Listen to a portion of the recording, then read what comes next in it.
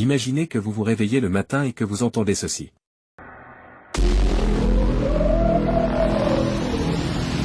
6h30 le matin, le Hamas a commencé par une grande attaque à la roquette sur Israël, et ce qui semblait être une attaque habituelle depuis Gaza est devenu le pire cauchemar de tout citoyen. À 7h35, des unités terroristes ont envahi les territoires d'Israël, au volant de voitures et de motos. Ils ont commencé à circuler dans les villes d'Israël, tirant et assassinant tous les civils qu'ils croisaient.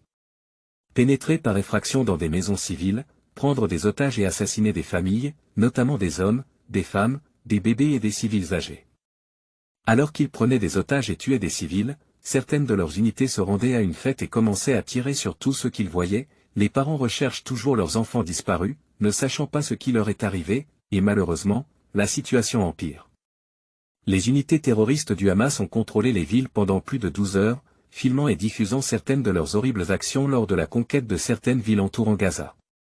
Ils sont entrés par effraction dans les maisons civiles et celles dans lesquelles ils ne pouvaient pas rentrer ont été brûlées, obligeant les civils à sortir et à être massacrés par les cruelles unités terroristes du Hamas.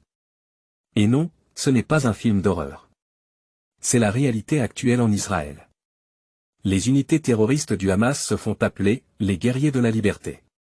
Des centaines de vidéos les montrent en train de célébrer autour des cadavres de citoyens, notamment de femmes âgées et d'enfants.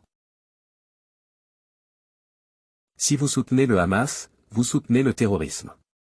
Soyez aux côtés d'Israël.